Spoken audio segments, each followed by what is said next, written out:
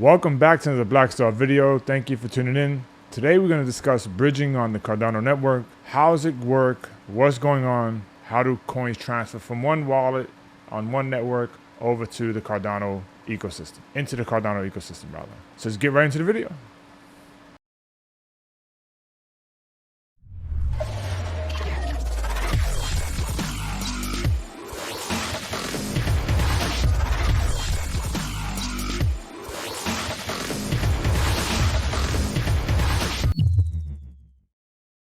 So today we're going to discuss bridging. How does it all work in this ecosystem on Cardano?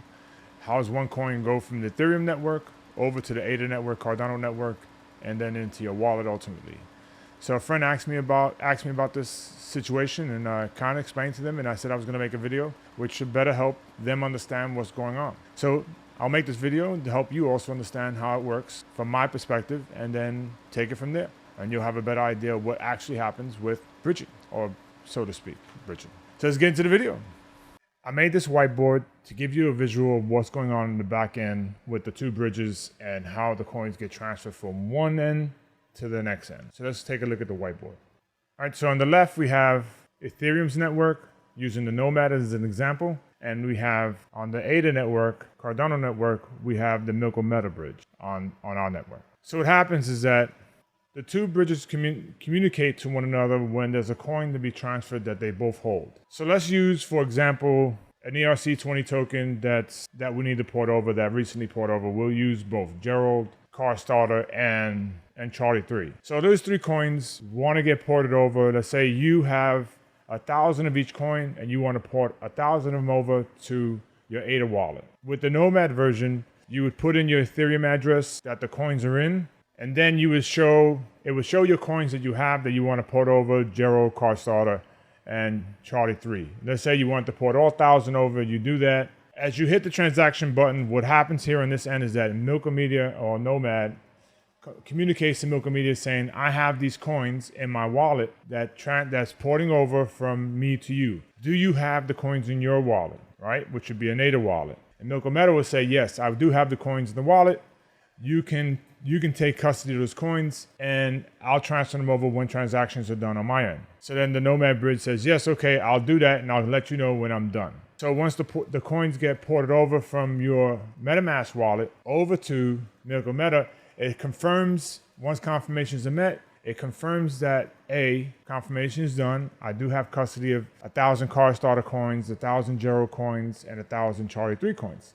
So the Milk-O-Media bridge says, okay, you have them in my wallet. I'm going to release these coins once they pay my fee to transport them over to their ADA address. So then you send over now, as you would, for and change ADA to the Milk-O-Media bridge, or the Milk-O-Media address. You do that and it does the conversion, and in a short time you have your new coins in your ADA wallet. So what's going on in the back end? The coins are custodied in the Ethereum wallet. They're not magically being ported over between the two networks. So via smart contract, there's coins held inside the Milk-O-Media wallet on the ADA network. And once confirmation is met that everything has been satisfied, the Milk-O-Media then transport via smart contract the coins that it custodies in its wallet over to your wallet, and then you have them. But it can't do it unless these coins are already in here, either address. They have to have them there. Now via smart contract, it is possible that they can mint the coins. There's anything possible when it comes to software. Just about anything is possible and can be created.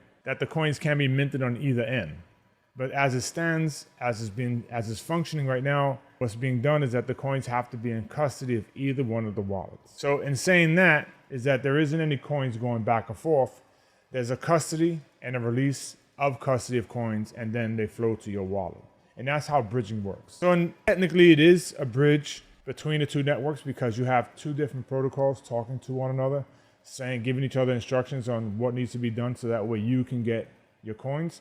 And this also works in reverse. This should work in reverse, that Milk-O-Media can say, hey, I have, let's say ADA, and I need you to smart contract wrap ADA, send a wrap ADA coin over to your wallet, then release it to customer A's MetaMask address or whatever Ethereum address you hold.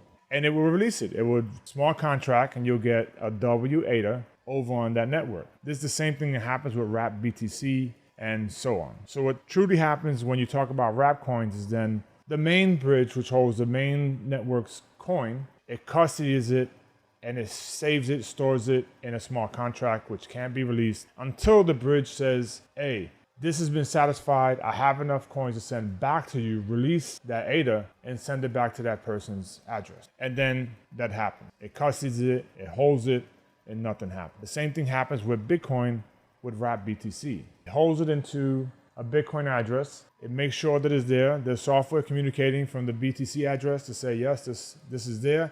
And it's not a smart contract.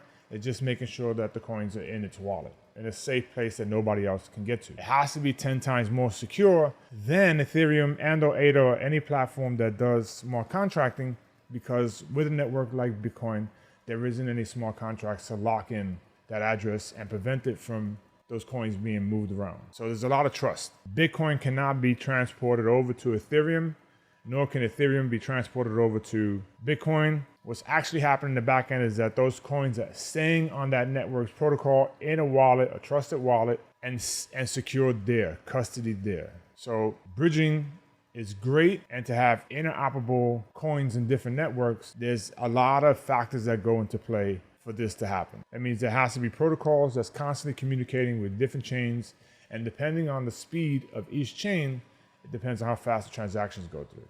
So fast transactions like transaction protocols like Solana, Ripple, Tron, those protocols actually move pretty quick. ADA is now moving quick, and with the Vassal upgrade, will move at tremendous speeds. I think it'll be as fast, if not close to Solana, but as fast as Ripple and or Tron. What can also happen is when you having or dealing with smart contracts, you can have a separate address instead of a main Ethereum address. You can have one that's a burn address on both sides. So in this burn address via smart contract, you would take coins that would no longer be in use and send them there on the contract. Instead of them going to the main wallet, they will go to that wallet and they'll be burnt, which no one has a recovery key for, mnemonic phrase, anything. And all those coins going to that address get burnt permanently and taken out of the network, or circulation rather.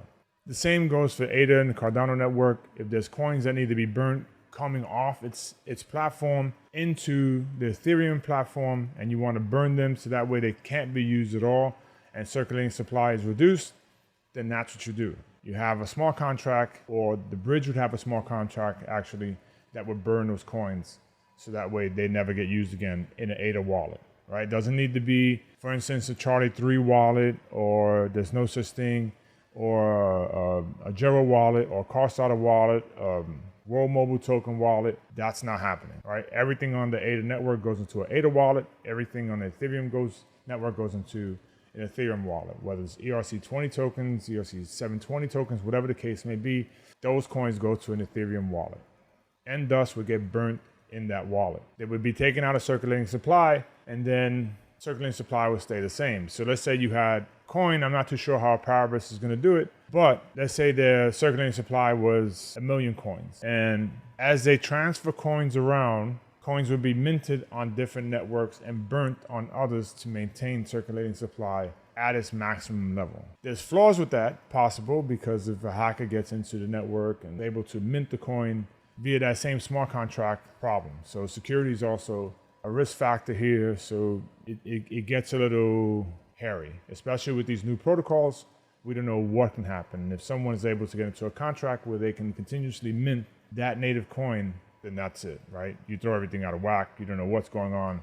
So giving access to a bridge to do that is very, very, very scary. Lots of trust, and you just don't know what will happen. There could be, in essence, a third protocol that when either the two are transacting, that the custodial developers of that coin, that project, can have its protocol mint the coin on either platform or many platforms at one time, removing liability from either bridge, which can also take some time, because now if the developers want to have a verification to mint these coins, then now you have to wait for a human to make that judgment call. They would have to go and see that the smart contract was implemented on via chain, whichever one it was, to allow the coins to be minted.